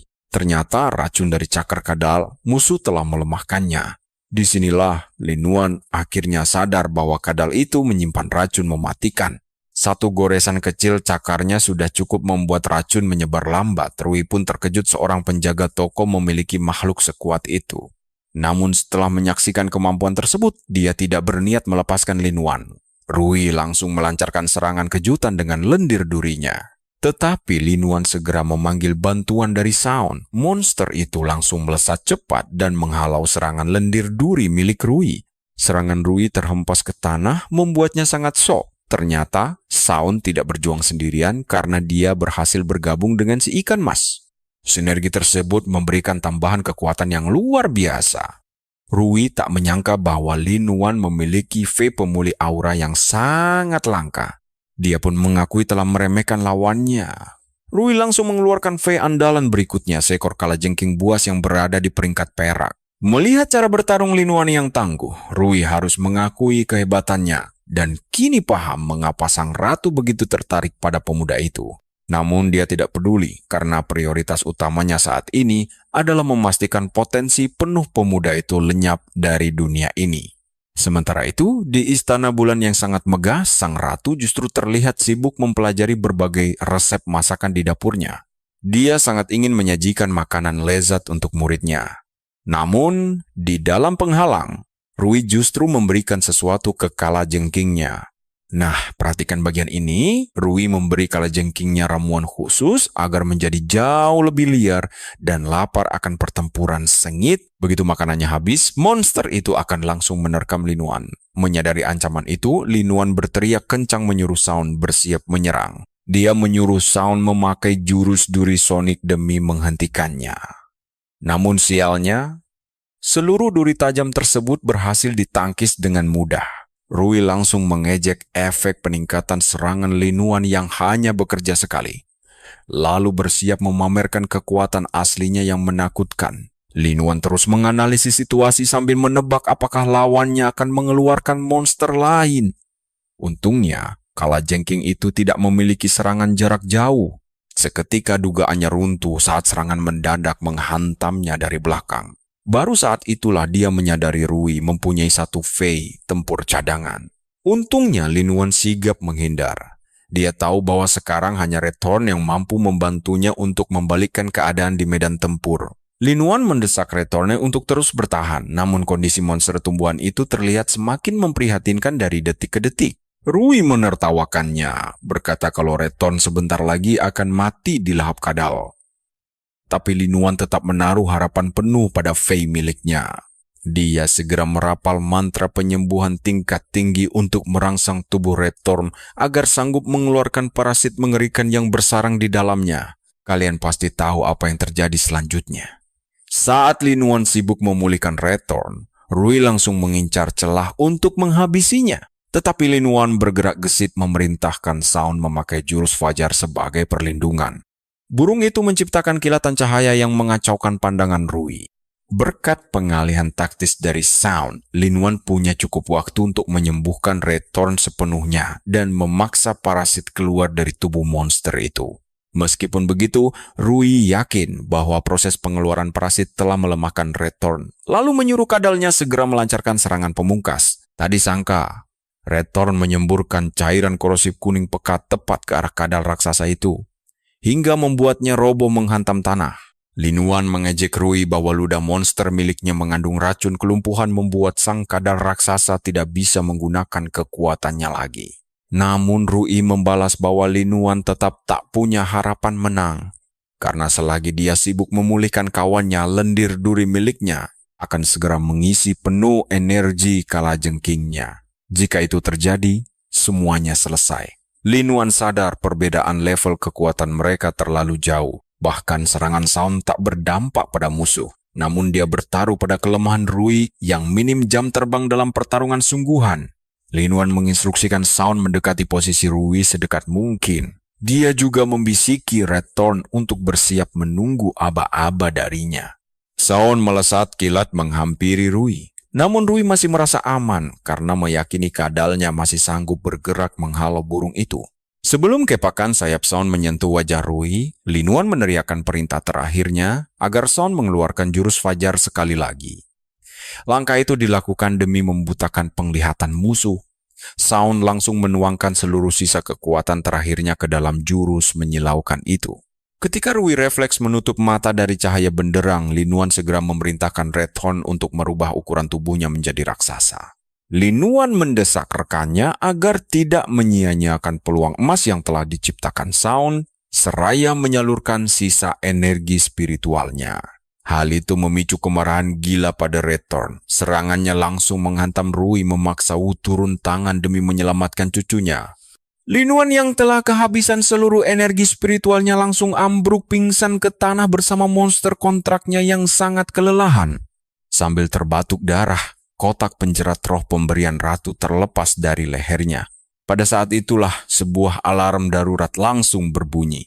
Sang ratu yang tadinya sibuk memasak terkejut menerima sinyal peringatan merah, sementara Rui berteriak kesal memprotes tindakan kakeknya. Rui merasa intervensi itu merusak kemenangannya, tetapi Wu langsung menyadarkan bahwa cucunya itu sebenarnya baru saja nyaris terbunuh. Dia kecewa cucunya tak sanggup mengalahkan pencipta pemula bintang 2. Nah, kalian penasaran dengan kelanjutannya? Sampai jumpa nanti! Kalian dan saya tahu ini cuma kecelakaan antar kreator muda, tapi dia terpaksa membereskan kekacauannya sendiri. Lalu menatap Lin Wan dan mengakui bakatnya, sembari berkata jika mereka bertemu lebih cepat, dia pasti sudah mengangkatnya menjadi murid berharga. Dia menegaskan bahwa tidak ada dendam pribadi di antara mereka, namun semua ini harus dikorbankan demi masa depan keluarganya sendiri. Lin Wan hanya tersenyum tenang, membalas bahwa dia tidak peduli dengan rencana itu karena dia sudah melakukan semua yang dia bisa. Saat itulah, Wu menyadari ada retakan besar di penghalangnya, dan dia tersadar kalau Lin Wan sengaja menjebaknya agar fokusnya teralihkan sepenuhnya. Lin Wan sengaja memaksanya menyelamatkan Rui karena tahu akan lengah membuat kendalinya atas penghalang pelindung itu menjadi sedikit longgar. Di momen singkat itulah Lin Wan menghantam penghalang dengan senjata rahasia hingga retak. Sontak saja Wu langsung panik luar biasa. Namun di saat bersamaan dia sadar Lin Wan tidak boleh dibiarkan hidup lebih lama lagi. Tepat saat dia ingin menghabisi Lin Wan, suara sang permaisuri menggelegar dari langit, bertanya berani sekali si Wu mendekati murid kesayangannya. Kehadiran beliau mengubah segalanya. Bersama datangnya permaisuri, rembulan raksasa yang dingin muncul di langit menutupi seluruh tempat. Salah satu kreator bintang 5, Jujun, sedang asyik bermain game ketika melihat bulan itu. Dan dia langsung menyadari kalau sang permaisuri sendiri yang telah datang. Melihat rembulan itu, Jujun tahu bencana besar akan datang. Mari kita lihat juga situasi di luar aula kepala divisi penumpasan roh. Di sana, Sujin dan Dong menatap bulan yang sama, tahu betul bahwa sesuatu yang sangat gila akan segera terjadi malam ini. Bulan itu bahkan terlihat jauh lebih besar dibanding yang muncul 10 tahun lalu. Tanpa buang waktu, kepala biro langsung melesat pergi, menuju ke arah sang permaisuri. Sementara di medan tempur, Lin Wan mengucapkan terima kasih yang mendalam atas bantuan permaisuri, namun beliau memintanya beristirahat dan memulihkan energi spiritual agar lukanya lekas sembuh. Di sisi lain, Rui sangat terkejut. Dia tidak menyangka permaisuri sudi menolong Lin Wan dan langsung mengira rencana itu hanyalah jebakan belaka. Dengan bodohnya, Rui memutuskan untuk tetap membunuh Lin Wan, berharap kakeknya bisa membantunya bernegosiasi nanti. Dia pun langsung mengerahkan lendir tulang belakangnya. Namun sang permaisuri melenyapkannya begitu saja tanpa berkedip. Beliau menatapnya penuh amarah, merasa heran dengan kenekatan bocah itu. Berani-beraninya dia menyerang di hadapan sang permaisuri langsung. Di saat Rui berharap kakeknya akan maju membelanya habis-habisan, kenyataannya justru mengejutkan. Wu malah berlari sujud di hadapan permaisuri untuk memohon ampun. Tapi permaisuri langsung mencengkeram Wu dengan kekuatannya perlahan-lahan mengikis sisa hidupnya. Wu memohon agar setidaknya jasad cucunya disisakan sedikit untuk dikubur. Saat inilah Rui tersadar riwayatnya tamat dan jujur saja. Siapa yang tidak ngeri kalau kakek sendiri cuma menegosiasikan jasad kita? Rui pun mencoba melemparkan kesalahan pada Lin Wan sambil terus meracau dengan sombong bahwa dialah kreator terkuat di sana. Namun belum sempat dia menyelesaikan kalimat sombongnya itu, sang permaisuri langsung melenyapkannya dalam satu serangan telak. Permaisuri kemudian mengalihkan perhatiannya kembali pada Wu, menyiksanya perlahan-lahan hingga Wu menjerit kesakitan memohon ampunan atas kesalahannya. Di tengah penyiksaan itu, kelinci peliharaan permaisuri muncul memberikan wortel ajaib kepada Lin Wan untuk memulihkan energinya seketika. Sementara Wu terus merintih kesakitan, memohon belas kasihan dan berjanji akan mengabdikan seluruh sisa hidupnya untuk melayani beliau. Sayangnya, permaisuri menegaskan bahwa dia tidak butuh pelayan busuk seperti Wu. Beliau hanya ingin dia mati di bawah sinar rembulan. Saat itulah Wu menyadari bahwa harapannya untuk bertahan hidup telah sirna. Tiba-tiba Jujun mendarat di lokasi pertarungan tersebut. Dia menyelamatkan Wu dari amukan permaisuri dan memohon agar beliau menunjukkan sedikit kemurahan hati karena pelaku utamanya sudah tewas. Meski begitu, permaisuri tetap menyerang Wu. Namun Jujun dengan cepat membantunya menghindari terkaman mematikan dari sang permaisuri. Permaisuri lantas bertanya apakah Jujun berniat menghalanginya. Dengan gugup, Jujun memohon demi kehormatannya agar Wu dimaafkan kali ini. Walau Wu telah menyinggungnya, bagaimanapun dia tetaplah seorang kreator bintang 4. Namun permaisuri langsung membentak Jujun dengan keras. Beliau menegaskan bahwa Wu telah berani mencoba membunuh muridnya, lalu mengancam Jujun akan kehilangan segalanya jika berani menentangnya. Mendengar ancaman itu, Jujun mencoba menjawab dengan tenang bahwa setiap kreator puncak bintang 4 adalah aset berharga Federasi Radiance. Namun permaisuri memotongnya, mempertanyakan aset macam apa yang sudah membusuk dan tidak layak lagi untuk dipertahankan seperti itu. Beliau bahkan menyarankan agar Jujun mulai menyingkirkan parasit busuk di sekitarnya. Jujun kemudian berbalik menghadap ke arah Lin Wan, mengakui tindakan kasar Wu padanya. Namun kini cucu Wu sudah mati, dan Wu sendiri telah kehilangan satu lengannya. Jujun meminta Lin Wan mengakhiri dendam ini, menjanjikan ganti rugi berupa harta karun dari Wu serta jaminan keselamatan penuh. Lin Wan dibuat kebingungan dengan nada bicara Jujun yang terdengar antara memohon atau justru sedang mengancam dirinya secara halus. Belum sempat Lin Wan menjawab, sang permaisuri langsung memotong pembicaraan, menegaskan bahwa muridnya sama sekali tidak butuh harta recehan. Kekayaan pribadinya jauh lebih dari cukup untuk Lin Wan. Beliau menyamakan Wu seperti kayu lapuk yang memang sudah harus disingkirkan. Tidak ada lagi harapan bagi Wu untuk berubah menjadi lebih baik. Jujun pun akhirnya tertunduk pasrah tanpa kata. Jujun pun tunduk memberi selamat atas murid sehebat Lin Wan. Mari kita tunggu kelanjutan kisah mereka selanjutnya. Kalian harus lihat ini, kepala biro penumpasan mendadak muncul dan syok melihat kondisi mengenaskan Wu. Dia bertanya apakah permaisuri sudah puas menyiksa Wu. Tapi permaisuri malah mengejek balik dengan begitu dingin dan santai. Dia menegaskan tingkat kemarahannya adalah haknya, lalu menyuruh sang kepala biro mengurus hal lain yang jauh lebih penting daripada mengurusi masalah sepele ini. Sang kepala biro kemudian memanggil nama asli sang permaisuri yaitu Sue, mengingatkannya bahwa dia bukan anak-anak lagi, melainkan seorang kreator bintang 5 yang menjadi pilar federasi. Jadi, hadiah dan hukuman harus dibedakan dengan jelas. Baginya, hukuman untuk Wu sudah lebih dari cukup. Lin Yuan benar-benar gemetar karena dikelilingi para petarung terkuat. Di sisi lain, permaisuri mulai kehilangan kesabaran. Matanya berkilat sangat tajam saat menuduh mereka tidak tahu kebenarannya, tapi malah menyudutkannya seolah dia penjahatnya. Padahal Wu adalah korban yang sebenarnya. Permaisuri pun bersiap untuk melepaskan kekuatan penghancur yang mengerikan. Tiba-tiba, sesosok faye milik penjara besi muncul dari bawah tanah. Kepala biro langsung mengenali pemiliknya. Ternyata dia utusan resmi dari istana kerajaan. Penjara besi ini adalah pria kekar berbaju zirah emas. Lihat ini, dia mencengkeram Wu sambil membela sang kepala biro. Sementara itu di istana, Kaisar pun cemas. Apakah mengirim penjara besi adalah keputusan tepat? Karena hal ini hanya akan membuat sang permaisuri semakin murka. Sang kaisar menjawab bahwa hanya penjara besi yang bisa dikirim, sebab petarung lain takkan punya peluang selamat. Utusan raja melihat aura bulan permaisuri dan tahu dia benar-benar siap membantai siapa saja di depannya. Dia yakin penjara besi sekalipun akan tewas jika berani menentangnya. Jadi dia memutuskan untuk segera turun tangan, kembali ke medan perang. Wu mulai memohon pada penjara besi dan berjanji akan menyerahkan seluruh kekayaannya, asalkan dia bisa tetap hidup. Namun, sang penjara besi dengan dingin menegaskan bahwa dia hanya menjalankan perintah. Sama sekali bukan karena keuntungan bodoh yang ditawarkan oleh Wu, melainkan murni demi perintah kaisar.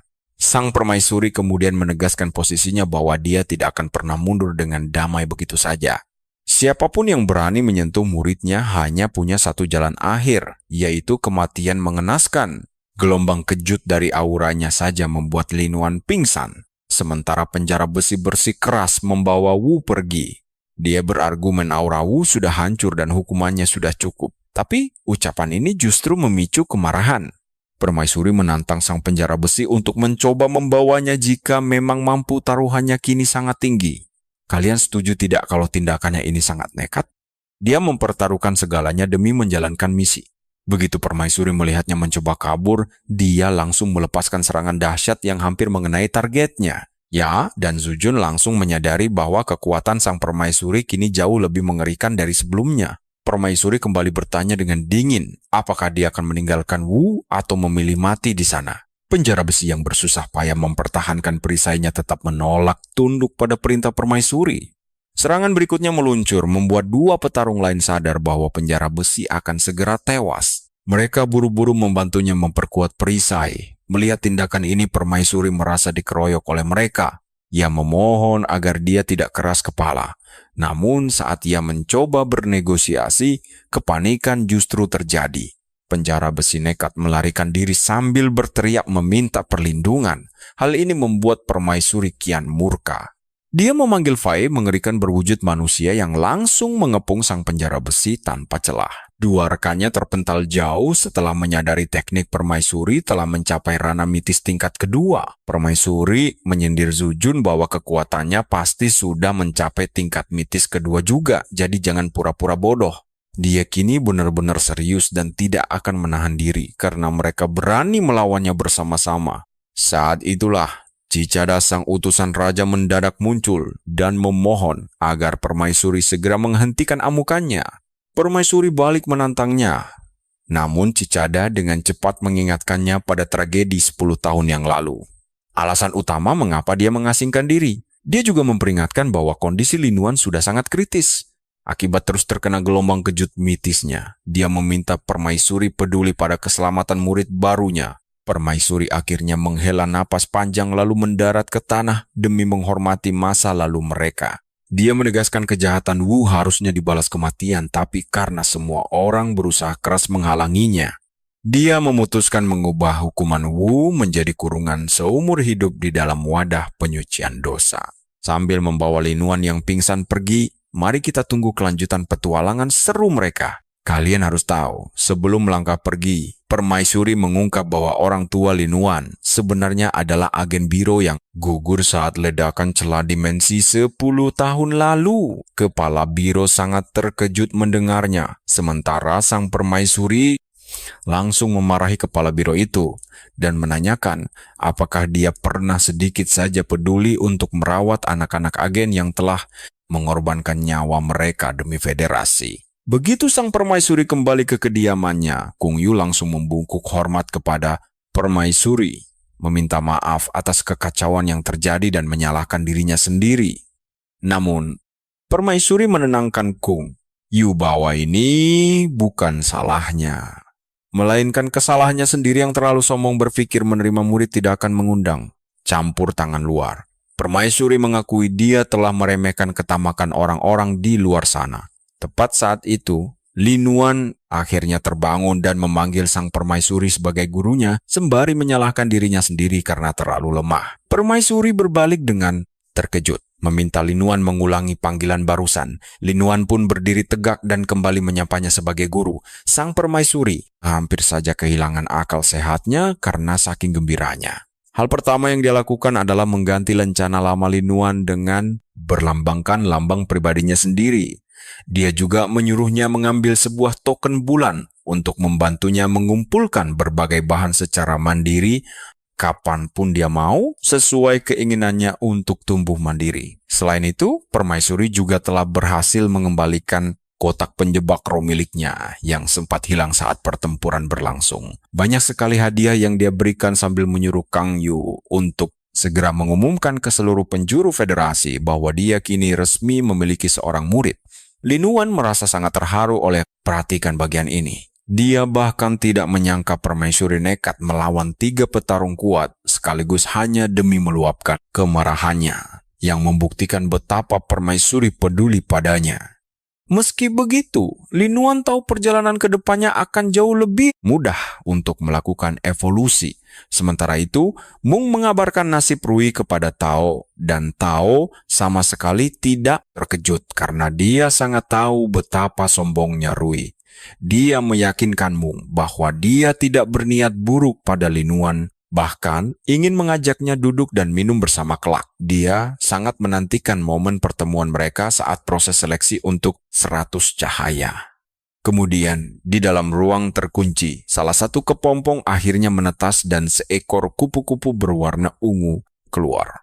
Linuan memberitahu Genius dan Sound bahwa rintangan pertama bagi kupu-kupu ini adalah membentangkan sayapnya. Untungnya, dia berhasil melakukannya dengan sehat. Linuan heran mengapa warnanya ungu dan Genius menduga ada kemungkinan bahwa itu adalah kupu-kupu kilat biru ungu yang pernah dia baca di dalam arsip. Menggunakan kemampuan data sejati, Linuan memeriksa informasi detail kupu-kupu tersebut dan menyadari ia memiliki keahlian bubuk sisik senyap. Genius menjelaskan bahwa bubuk ini hanya bisa dibakar habis menggunakan api saja dan tidak ada cara lain. Linuan kemudian, kalian pasti setuju kalau efek kemampuan kupu-kupu ini memang sangat kuat saat Linuan mengikat kontrak dengannya. Setelah kontrak terbentuk, ia mendapat banyak kemampuan baru dan langsung berevolusi ke tingkat perunggu. Dari pilihan yang ada, Linuan memilih lingkaran bubuk sisik karena keahlian ini memperkuat efek kendali dari kemampuan dasar bubuk senyap. Dan jika dipadukan, akan melipat gandakan kemampuan kendali massal. Genius membenarkan hal itu, menyebut lingkaran bubuk sisik memungkinkannya untuk mengunci musuh terlebih dahulu, dan andai musuh pulih, mereka tetap takkan bisa lari dari bubuk senyap. Linuan lalu berkata kepada keduanya bahwa kekuatan mereka terus berkembang. Ada lili melati yang berada di tingkat perunggu 10, ikan mas koki di tingkat perunggu 10, serta si kupu-kupu baru yang juga di perunggu 10. Genius bertanya mengapa semuanya tertahan di perunggu 10, dan Linuan menjelaskan bahwa tingkat mereka terikat pada perkembangan Mobius. Hanya setelah semua berevolusi ke tingkat perak, barulah Mobius ikut naik ke tingkat perak. Namun, Linuan berencana untuk memenuhi syarat evolusi ras mereka. selagi masih di tingkat perunggu. Karena, menurut Ling, ia harus mendorong mereka ke arah peringkat fantasi sebelum menyentuh tingkat emas. Inilah alasan utama dia menahan level mereka, dan Genius pun mengerti bahwa jalur evolusi ternyata sangat mendalam. Tidak lama setelah itu, Lin Wan bertemu dengan Kang Yu yang memanggilnya sebagai Tuan Muda, lalu mengabarkan bahwa permaisuri sedang mencarinya. Lin Wan berkata ia merasa tidak pantas dipanggil begitu, tetapi Kang Yu mengingatkan bahwa statusnya sebagai murid permaisuri otomatis menjadikannya sebagai tuan muda di istana ini. Jadi dia sangat layak mendapatkannya. Kang Yu lalu berkata bahwa permaisuri ingin menunjuk seorang pelindung Dao untuknya. Setelah berdiskusi cukup lama mengenai panggilan yang tepat, dia akhirnya setuju dipanggil tuan muda. Berbicara mengenai sosok pelindung Dao, mereka adalah orang yang bersumpah menjaga tumbuh kembang generasi muda. Lin Wan ragu apakah dirinya benar-benar siap menerima sosok sekuat itu. Saat dia tiba di hadapan permaisuri, sang guru segera memperkenalkan pelindung Dao barunya, yaitu induk pertumpahan darah, seekor binatang roh mitos tingkat 1 kelas raja yang cukup angkuh, dan memperingatkan bahwa dia takkan bergerak kecuali Lin Wan sekarat. Menurut kalian, mampukah Lin Wan bertahan hidup dengan pelindung sedingin ini? Kalian harus tahu kalau wanita ini adalah monster tingkat Lord, dan dia heran kenapa Lin Wan belum pernah mendengar tentang peringkat di atas kelas Diamond ini. Melihat kesombongan wanita itu, sang permaisuri tiba-tiba muncul di belakangnya untuk memberi peringatan keras. Seketika dia panik dan langsung memberitahu Lin Wan bahwa gurunya yang akan menjelaskan semuanya secara langsung. Permaisuri pun kemudian mulai menjelaskan kepada Lin Wan secara detail bahwa sebenarnya batas maksimal itu bukan peringkat Diamond, melainkan tingkat Lord. Monster di level ini bahkan mampu menciptakan sebuah domain khusus berdasarkan kemampuan unik mereka. Ingat cahaya bulan mengerikan yang menutupi langit saat dia marah tadi? Itu adalah perwujudan dari kekuatan domain roda lingkaran bulan dingin miliknya. Sang permaisuri lalu bertanya, apakah Lin Wan tahu bagaimana caranya monster roh bisa berevolusi menjadi ras fantasi? Lalu Lin Wan menjelaskan semua yang dia ketahui dari Ling. Permaisuri membenarkan jawabannya, namun menegaskan bahwa cara itu bukanlah satu-satunya jalan untuk berevolusi. Tanpa adanya seorang kontraktor manusia, monster roh hanya akan bisa mentok sampai di peringkat Diamond saja. Tapi jika monster itu berhasil meningkatkan kualitasnya ke tingkat legendaris selagi masih di peringkat Diamond, barulah mereka memiliki sebuah kesempatan emas untuk memahami rune kehendak, lalu menyatu dengannya demi berevolusi menjadi ras fantasi. Pada dasarnya, proses ini memang sangat rumit dan menuntut monster tersebut mencapai fase pergantian kulit kelima terlebih dahulu sebelum bisa naik ke tingkat Lord dari peringkat Diamond. Lin Wan pun bertanya, apakah ini akan memakan waktu sangat lama? Perhatikan baik-baik. Si ibu pertumpahan darah langsung mengiyakan hal tersebut tanpa ragu. Dia menjelaskan bahwa perbedaan kekuatan antara kelas Lord dan peringkat Diamond itu bagaikan langit dan bumi, sehingga sama sekali mustahil untuk dibandingkan. Terlebih lagi, proses menerobos ke tingkat Lord mewajibkan mereka melewati ujian hidup dan mati yang ekstrem, di mana dia dulu sempat diselamatkan oleh sang permaisuri, membuat dirinya berutang budi besar. Meski begitu, dia merasa kesal karena terpaksa harus menjadi pelindung Dao bagi Lin Wan sekarang.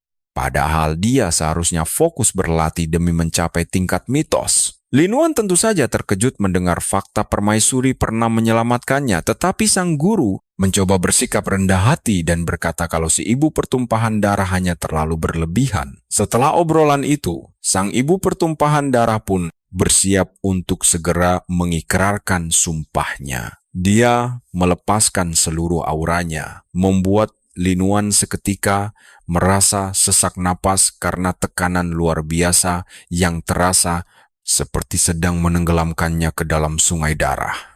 Tak lama, dia menyelesaikan sumpah setianya dan wujud mengerikannya perlahan, mulai menyusut drastis hingga menjadi seekor laba-laba kecil yang lucu. Dia sempat mengeluh tentang membalas budi ini, namun sang permaisuri langsung memotong ucapannya dan berkata bahwa dialah yang beruntung karena telah diberikan kehormatan besar untuk melindungi murid kesayangannya itu. Lin Yuan pun kemudian langsung memberi salam hormat dan meminta bimbingannya mulai sekarang. Namun, laba-laba itu memperingatkan Lin Yuan agar tidak mengganggu istirahatnya sama sekali karena dia hanya akan bertindak saat nyawa Lin Yuan benar-benar berada di ujung tanduk saja. Tak lama kemudian, dia langsung menempelkan dirinya pada Li Yontin yang melingkar di leher Lin Yuan, sambil menyuruhnya untuk memahami rune miliknya yang diklaim akan memberikan banyak sekali manfaat berharga. Lin Yuan segera memeriksanya dan terkejut menyadari bahwa itu adalah rune hukum yang memancarkan aura luar biasa berwibawa. Sang permaisuri pun membenarkan hal tersebut, lalu menjelaskan bahwa rune ini akan sangat mempermudah dirinya dalam memahami rune kehendak lain ke depannya. Ditambah lagi, generasi muda memang selalu kesulitan dalam menguasai rune kehendak tersebut. Padahal, sang pemimpin dari kelompok 100 Radiance dikabarkan telah memiliki 3 rune kehendak sekaligus. Menarik sekali bukan? Lin Yuan pun sadar bahwa sekarang dia sudah punya modal kuat untuk bersaing di sana. Mengingat dia sendiri juga telah menguasai 3 rune berbeda.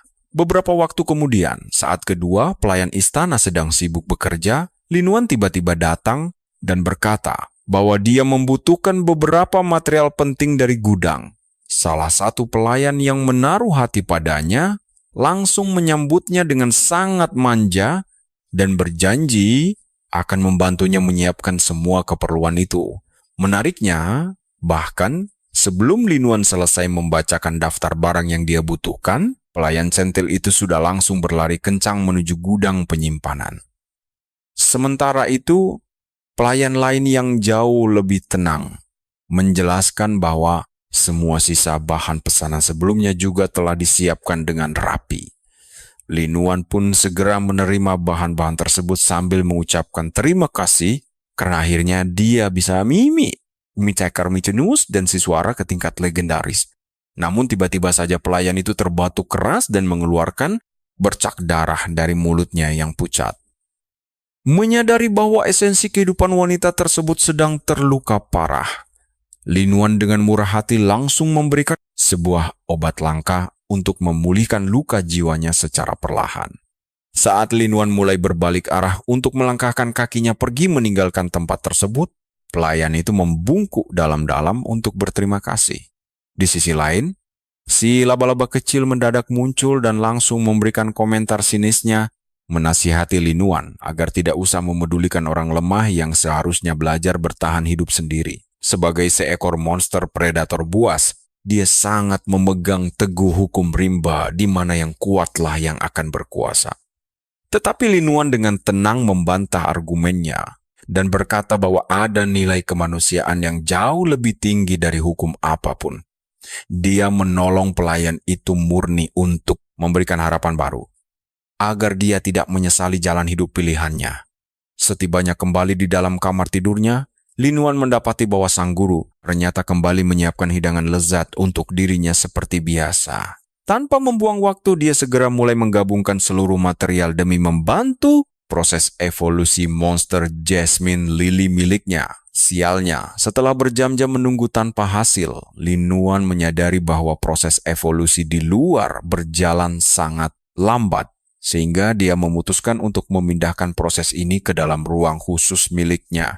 5 hari berlalu dengan perjuangan keras, dia akhirnya berhasil meningkatkan kualitas Jasmine Lily ke tingkat legendaris. Percayalah, penggabungan dengan rune kehendak ini bakal memicu mutasi epik yang luar biasa. Kalian harus tahu kalau si Lily rela mengorbankan sebagian jalur evolusinya demi mengejar kesempurnaan mutlak. Ini artinya setiap sulur di tubuh Lily sekarang memancarkan energi penyembuhan, membuat dia bisa memulihkan satu kelompok sekaligus, bukan lagi satu persatu.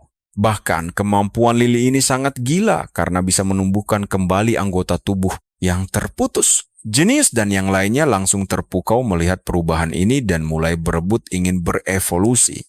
Tapi Lin Yuan meminta Genius dan Sound untuk tenang, meyakinkan kalau giliran mereka akan segera tiba. Hingga hari ke-23, Genius dan Sound belum juga berevolusi karena Lin Yuan fokus pada yang lain dulu. Setelah 2 bulan penuh bertapa, Perhatikan ini, Linuan akhirnya keluar dari pertapaannya dan gurunya langsung memuji pencapaian luar biasa pemuda seusianya itu. Linuan lalu memberitahu Permaisuri bahwa dia ingin berlatih di hutan tanpa akhir sekaligus mencari bahan-bahan yang dia butuhkan selama berada di sana. Setelah itu Linuan pun pergi sementara sang Permaisuri melepas kepergiannya dari kejauhan. Permaisuri langsung menangis, curhat pada Kang Yu betapa beratnya melepas murid kesayangannya pergi. Namun dia meminta Kang Yu memastikan Linuan tidak kekurangan apapun di jalan. Genius pun bertanya kemana arah tujuan mereka kali ini, dan Sound mengingatkan bahwa dia sudah lama tidak melakukan siaran langsung. Linuan menyebut dia menuju Aliansi Star. Kalian tahu kan tujuannya? Web Guild. Untuk membentuk tim sementara demi menjalankan misi sambil berlatih. Tapi Sound mengingatkan soal identitas aslinya. Lalu Genius meyakinkan kalau dia bisa mengatasinya menggunakan skill baru, yaitu Silver Ash. Setibanya di Guild, Genius langsung berubah menjadi topeng berbentuk huruf V untuk menutupi wajah Linuan agar tidak dikenali orang. Linuan kemudian mendaftar dengan nama samaran Ing dan mengaku sebagai pencipta Bintang 1. Setelah pendaftaran selesai, dia melihat banyak kelompok lain yang sedang merekrut pemain, membuat Linuan bersemangat karena dia dan para familiarnya sudah sangat gatal ingin segera bertarung lagi. Di sisi lain, Lu berhasil mengamankan satu tempat, tapi dia ditinggal begitu saja karena Linuan belum datang memeriksa tempatnya. Nah, seberapa lama dia harus menunggu? Mari kita cari tahu bersama